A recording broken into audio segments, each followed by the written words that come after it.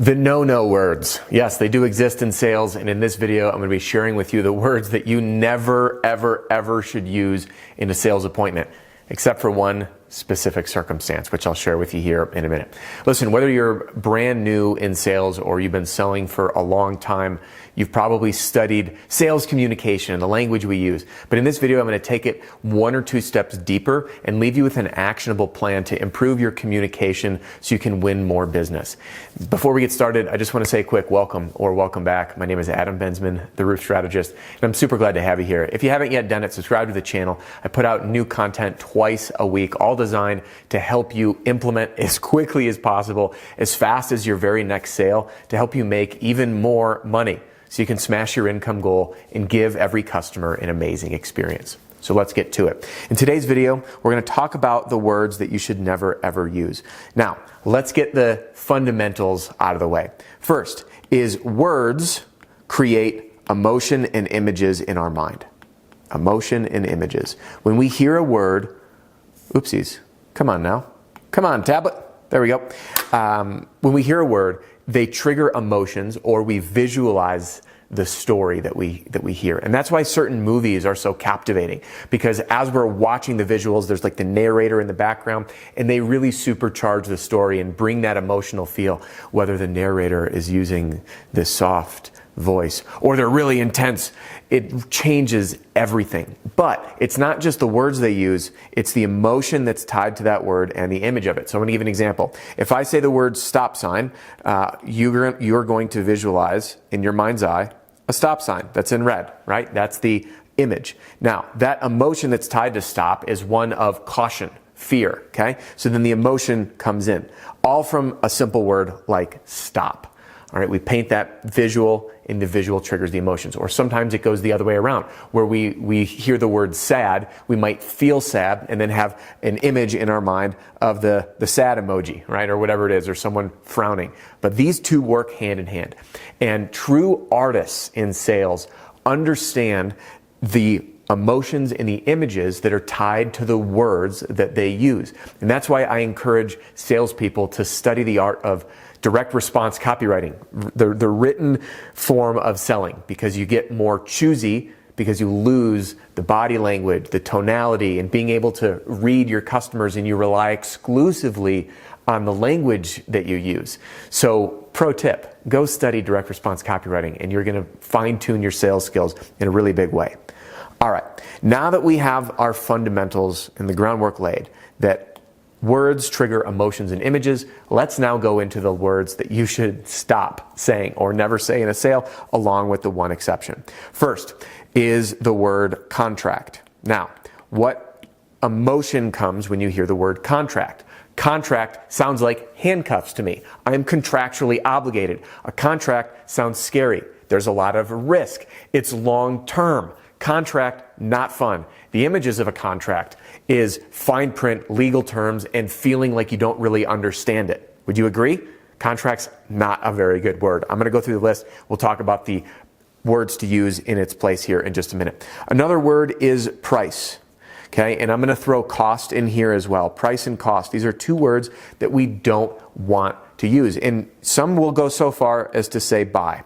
And the reason for that is all of these have a sense of losing something. There's a price, meaning it comes out of my pocket, a cost. I'm giving up money. When I buy something, although I do get a reward, I'm losing my money in order to get it. So price, cost, and buy all have this feeling of loss associated with it. In images of when you buy now online, it's I have to go give them my credit card. I'm going to forfeit this money. What's the cost of something? There's no upside. It's purely a negative connotation to losing money. And then again, price, I'm seeing a big ticket item with a big red dollar sign in at least 4 numerals. To me, that's how cost breaks down. So these simple words, again, are all scary words to people, as is this one, the word sign. And oftentimes, people say, hey, I just need you to sign here. We don't want to say sign. Sign is A contract, again, fear. Do you like signing things? No. What does it mean when you sign something? Usually you're giving up your rights because you're acknowledging how something works, and the deck is stacked in the other person's favor. So again, the words and images associated with these things here, contract, price, cost, buy, and sign, all share a few common themes of negativity and sadness and loss. All right, with the feelings of loss. Not good words. Instead, a few simple adjustments, we'll get this erased here, and I want to share with you what you can say instead, and then again, that one exception, because there are some times that this can be used in what I'll call a reverse psychology, and I'll touch on that in a minute. First, with contract, instead what we can say is agreement. Okay, an agreement is a mutually beneficial arrangement. We've agreed to do this. So this is our agreement. Again, you might be thinking, oh, it's called a contingency agreement. Yeah, not a contingency contract. It's called an agreement. The price and cost are investments. Okay? Instead of buying, you get. I know it sounds crazy, but getting something is positive. Buying something is negative. Do you want to get access to this, or do you want to go buy a new phone? Do you want to get the latest technology on the newest iPhone, or do you want to go buy one and spend the $1,400 retail? No, you want to get it. So again, the positive spin of all of this. Positive emotion, positive images. Agreement, I think visuals of handshakes. Investments, I put money in, I get money out. I am playing into one of the strongest human motivators, which is greed. And by the way, greed has its upsides and downsides, but all of us are looking for gain, which psychologists kind of classify into the realm of of greed. I can gain something from this. And then again, get is a positive mindset, obtaining, becoming wealthier, having access or ownership to something. And again, images of that coming to me versus buy, I have images of me forfeiting my money. Do you see the difference here? Again, whether your customer is aware of this or not, it's going on in their head. Now, let's get to the one little exception here. There are times where I will mention price and cost, but in an inverse way. Here's what I mean by that.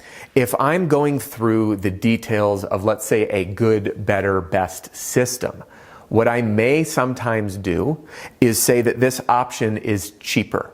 Now I know the salespeople that are watching are saying, Adam, that is an absolute no-no. We never want to say the word cheaper because that includes that something's more expensive. But I challenge on this because it is a strategic use of this word in a way where that customer feels like they've gained something. This is a cheaper alternative. So what I know that they're worried about if they object to the bigger package, the best system, because it's too much money, and I'm talking about it as an investment, I may say, hey, I have a cheaper alternative investment for you. And to them, cheaper equals what? Saving money. So those are the very, very rare exceptions where I'll use these on the inverse to play into the words and the emotions that I know are tied to the word cheaper. Cheaper is a better deal, a better bargain, saving money. And I want that homeowner to experience that emotionally in the visual images. And then I'm going to very quickly tie back in to talking about the agreement and the investment in the longevity and all of the benefits of this new roofing system that we're looking at. So again, I did want to share this as a bit more of an advanced practice of going through the good, better, best, because I've had some people push back with me on it. And I'm not saying that you need to agree with me. And I'm telling you now, I'm not saying I'm right. What I am sharing with you is the psychology behind the words and images that are tied to the language that we use. Now, how do we put this in action? It's very simple. Throughout your day, become very conscious of the words and images that are appearing in your mind when you hear people. And I want to give you a tip that I use. When I practice this, I close my eyes. And as I'm hearing people talk, I envision right on my eyelids coming up like the subtitles of the text. If you were to watch a YouTube video on mute, for example, and you have the text overlay, I'm envisioning all of this in my mind's eye as I talk. And as I use creative imagery in words, I start to see and feel those feelings. And then by experiencing this firsthand, I've been able to refine my skills of using the proper word choices to create the right emotions in images to clearly portray the message that I'm trying to communicate. And when you master this skill, people will not only hear you more clearly, they'll find you to be a stronger communicator, but your message becomes more emotional. And what's the number one thing people buy on? Emotion. That's right.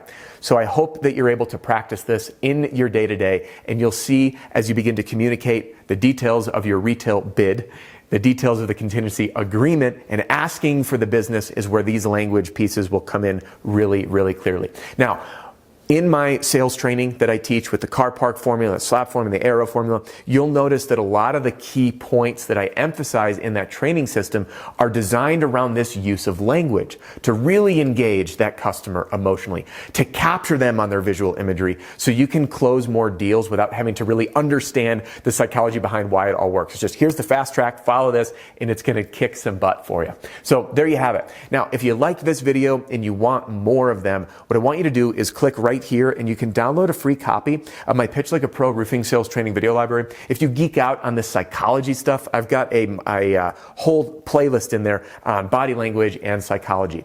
And if you want to continue your journey with me right here, YouTube thinks you're really going to like this one. Hey, thanks for joining me, and I will see you on the next one.